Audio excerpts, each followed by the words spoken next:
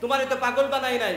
জমির ভিতরে কেউ যদি বাঁশ দেওয়ার চেষ্টা করত, জমির আলটা 1 থেকে 1 ইঞ্চি কেউ যদি সরাতো, তখন তো বাঁশটা নিয়ে আগে ওর মাথায় বাড়ি দিতা। এটা যদি বুঝতে পারো বান্দা, আমি আল্লাহর ইবাদত কেমন করে করতে হয়, আমি আল্লাহর পরিচয় কেমন করে পাওয়া যায়, এটা কেন জানো নাই? ঠিক কিনা বলেন? এই ডাকাতগুলোরে কিয়ামতের ময়দানে ধরবেন যিনি, চিল্লা বলেন না তিনি কে?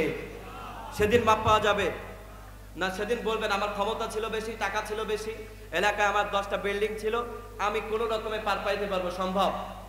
সম্ভব? আল্লাহ বলছেন খলাকাল ইনসানা মিন আলাক, আমি আল্লাহ পাক রব্বুল আলামিন তোমাদেরকে মায়ের জরায়ু থেকে সৃষ্টি করেছি। কেমন ভাবে আল্লাহ সৃষ্টি করেছেন মনোযোগ আছে না গেছে? শুনতে ভালো লাগে না খারাপ লাগে? প্রথমে আমি মায়ের জরায়ুতে 1 ফোঁটা নাপাক পানি ছিলাম। আল্লাহ বলছেন যখন 2 সপ্তাহ হয়ে যায় বান্দারে, তোর মায়ের কাছে তোর পরিচয় ছিল না, ওই পানির টুকরাটাকে আমি আল্লাহ পাক রব্বুল আলামিন দয়া করে মায়া করে রক্তের টুকরা বানালাম। আল্লাহু আকবার বলেন। আরো 2 সপ্তাহ যখন হলো, ওই রক্তের ভিতরে আমি আল্লাহ পাক রব্বুল আলামিন মাংস দিয়ে তোর একটা গঠন দিলাম। আরো 2 সপ্তাহ যখন হলো, 4 সপ্তাহ যখন অতিক্রম হলো বান্দারে, তোর এই মাংসের টুকরাটা আর একটু বড় হলো। আরো কিছু সপ্তাহ যাওয়ার পরে, ও বান্দারে তোর এই মাংসের টুকরাটা যদি বড় হইতে থাকে, ওইটা টিউমার বলে ডাক্তার বলে দেবে ওটা টিউমার হইছে, ওটা অপারেশন করে বাইর করে ফেলে দিতে হবে। বান্দারে ওটা টিউমার যেন না হয়, এজন্য আমি আল্লাহ পাক রব্বুল আলামিন দয়া করে মায়া করে ওই মাংসের টুকরার ভিতরে শিরা উপশিরা দিয়ে তোরে ধন্য করলাম। আরো যখন 3 সপ্তাহ হলো আপনার বয়স মায়ের জরায়ুতে, তখন আপনি মা জানেন আপনার পরিচয়, মা জানতো না আপনি পেটে আছেন, কিন্তু জানতেন যিনি তিনি কে? আল্লাহ। ওই যে বলেছেন আলহামদুলিল্লাহি রাব্বিল আলামিন, রব হচ্ছেন তিনি যিনি লালন করেন পালন করেন, রব হচ্ছেন তিনি যিনি অস্তিত্ব থেকে অস্তিত্ব দান করেন। আপনার অস্তিত্ব মায়ের গর্ভের ভিতরে তখন ছিল নাকি? কথা কন না কেন? ছিল। আপনার নাম দেওয়া হয়েছিল যে আপনি জন্মের পরে আপনার আব্দুল করিম, আমার পেটে যে পানির টুকরাটা জমা হয়েছে এটার নাম আব্দুল করিম, সেদিন নাম রেখেছিল? কোনো পরিচয় ছিল না, আমার পরিচয় ছিল না। সেদিন আমাদের এই নিকৃষ্ট পানির ফোঁটা হিসেবে আল্লাহর কাছে পরিচয় ছিল, ঠিক কিনা? ওই পানির টুকরাটাকে আরো কিছুদিন যাওয়ার পরে আল্লাহ রাব্বুল আলামিন দয়া করে মায়া করে ওই মাংসের টুকরার ভিতরে আল্লাহ পাক রব্বুল আলামিন স্কেলিটন দিলেন। কি দিলেন? স্কেলিটন হচ্ছে কঙ্কাল দিয়ে আল্লাহ পাক রব্বুল আলামিন মাংসের টুকরাটা রেখে শক্ত করে দিলেন। কেননা যখন দিন বাড়তে থাকে মাও বুঝতে পারে আমার পেটের ভিতরে কিছু আছে, ঠিক কিনা? তখন মা শুইতেও পারে, ঘুমাইতেও পারে।